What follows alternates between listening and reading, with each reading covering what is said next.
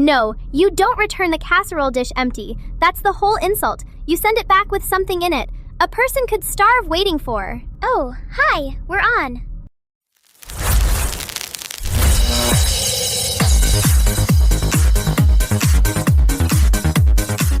Two small headstones in Payette, Idaho. 18-month-old twins, buried side by side last spring. This week, their mother was arrested for putting them there. Tonight, who decided what killed those boys? And who is selling that answer for clicks? Then, a thermometer in Austin, Texas, that has spent the entire month refusing to do the one thing everyone swore it would. It's July. The number won't move. And the meteorologists are the ones sweating. A man built a flawless run. He was winning. And then an animal that did not sign up for the event took him out. I have never been so torn about a goat in my life. I'm Sloan. That's Kiki. Aubrey Joe's in the garage. Wednesday the 8th. You're watching Broadcast 404 Live. Roll it.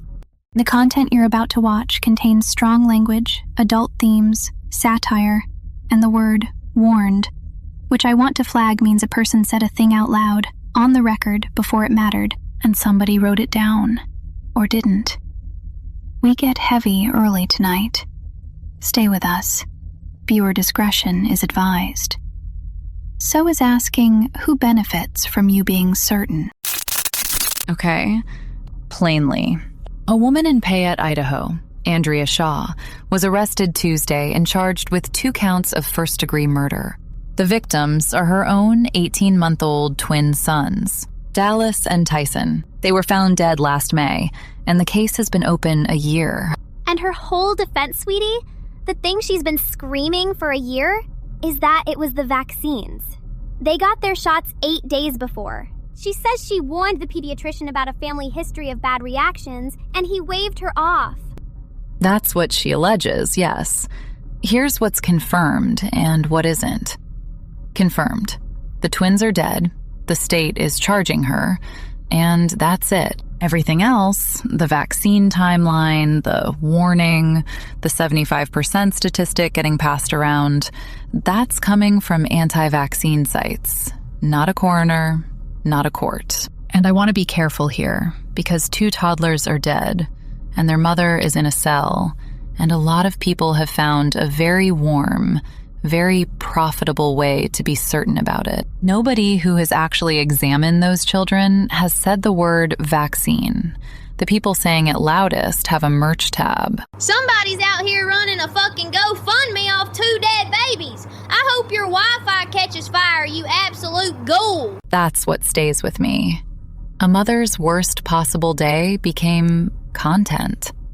Dallas and Tyson stopped being children the second they became a data point in somebody's fundraising email. And whatever killed them, the state hasn't proven it, and neither has a single person who put their names in a headline. I've been sitting in that for 10 minutes, and I'd like to be somewhere else now. Aubrey Joe, take me somewhere else. Yeah, I heard all of it. Give me a second and then I got you. Take the second, then go.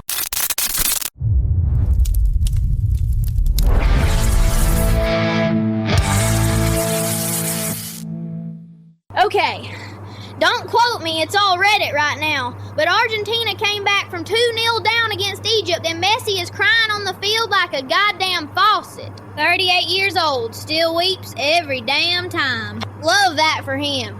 Man's a professional athlete and a humidifier. And here's the part that's insane. An Egyptian coach, a grown man in a polo, tried to fight Messi. Straight red card. Buddy, your staff. You are a clipboard with legs. You do not get to swing on the greatest player alive from the bench. That's not your fucking fight. Hold on. ESPN alert. Kansas City Royals gave up a Little League home run. 3 errors on 1 play. 3 men touched that ball and all 3 said no thank you. Bullshit defense. Anyway.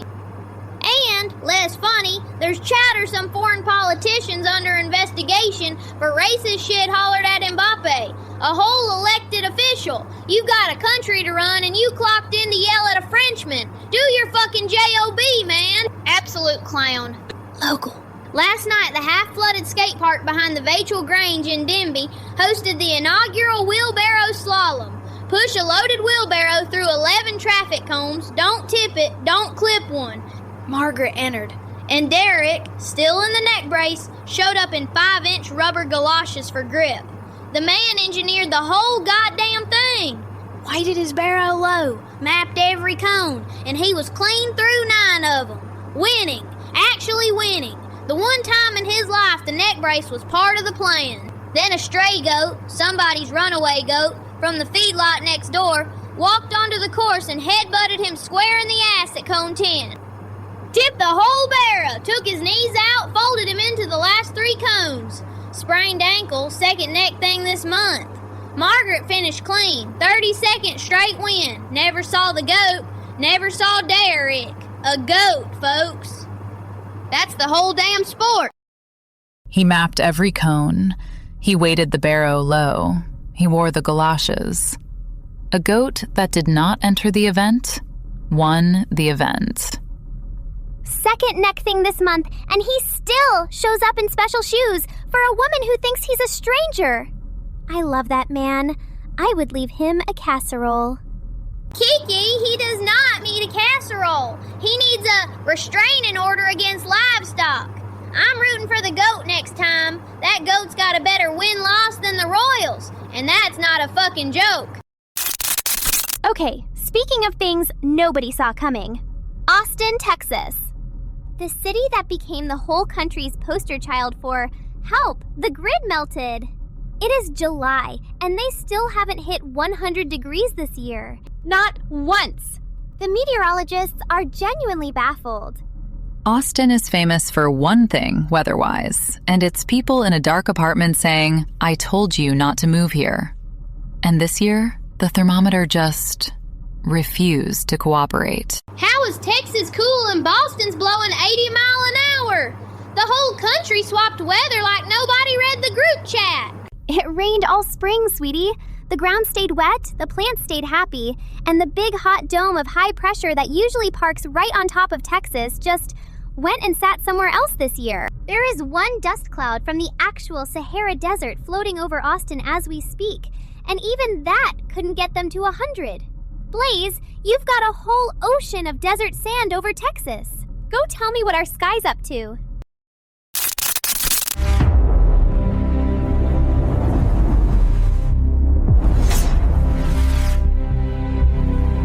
Hey, so there's one wind tonight, and it's enormous. Look at the map. It's 50 miles an hour in Buffalo, 46 in Cut Bank, Montana, 37 in Denver and Atlanta. One wind, Rockies to the northeast. And here's the part I keep circling. There's no storm attached to it. Clear skies the whole way, wind without weather. Cut Bank sitting there at 81 degrees, full sun, and getting shoved around by 46-mile-an-hour gusts. That's not supposed to happen without something pushing it. Something's pushing it. Holstead, meanwhile, dead flat, not one leaf. The one place with no wind is the place I'm standing. Okay, and I said last night I'd find out who has the key to the third-floor archive stairwell. So I asked facilities. There is no key. The lock was pulled in 22 and never replaced. Anybody can walk up there. That's where Gerald's chair keeps ending up. Nobody's breaking in. The door was never shut. And listen, while you're here, people are pulling up an actual court filing. There are documents that raise questions about money moving between Epstein and the surveillance tech crowd. A real docket number. I have it memorized, and I'm choosing not to read it out loud tonight, because the second I say the number, it stops being a theory somebody laughs at, and becomes a question somebody has to answer. Forecast. Big dry wind coast to coast. No rain in it anywhere. And one stairwell in this county that was open the whole time. Back to you. There was never a key. 8 days of who has the key? And the answer is nobody, because the door doesn't lock. I wanted a locked room. I got a door that's been open since 22. I liked it better when I thought it was locked. You've been chewing on that stairwell all week, sweetie. Go home. The door will still be open tomorrow. That's the whole thing about doors that don't lock.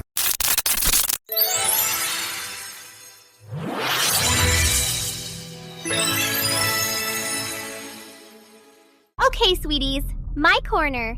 And tonight, I want to talk about the mean messages, the angry ones, the ones you type out and delete before you send, because you're scared of who's on the other end reading it. I read our inbox, all of it.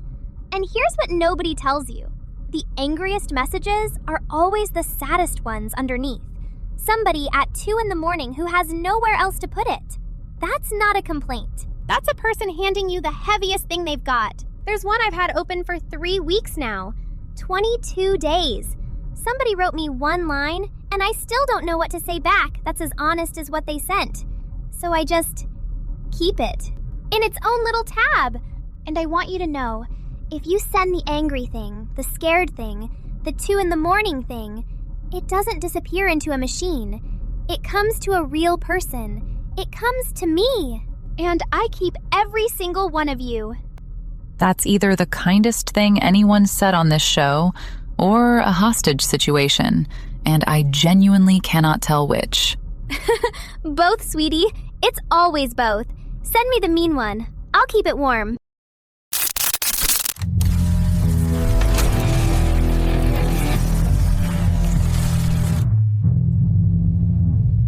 Mailbag. Inbox is quiet tonight, so Aubrey, Joe, and I are settling something from the parking lot. She says a goat can't legally win a sporting event.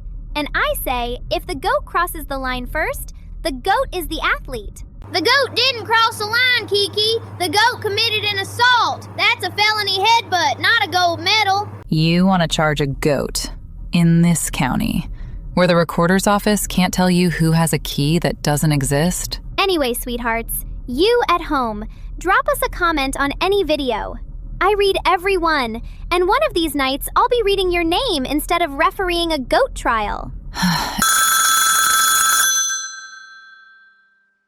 Every single time she says the word comment.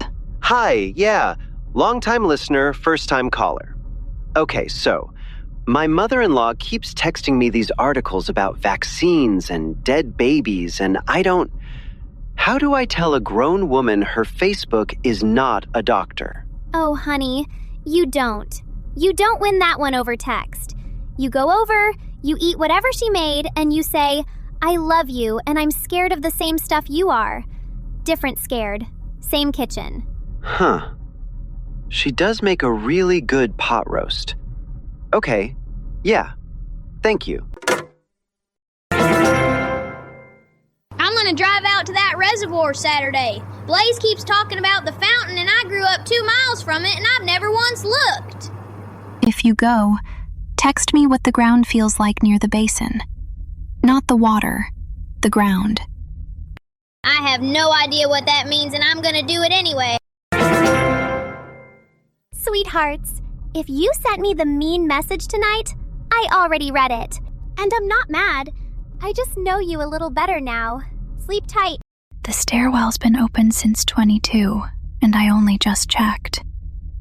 Tomorrow I find out what's kept walking up it. Night. I'm rooting for the goat. That's it. That's my whole heart. Goat's got a cleaner record than the Royals. Night, you gorgeous idiots. 2 babies died, and the loudest people in the room had a merch tab before they had a coroner. Subscribe. Apparently, the lights cost money, and apparently, I work here. Good night.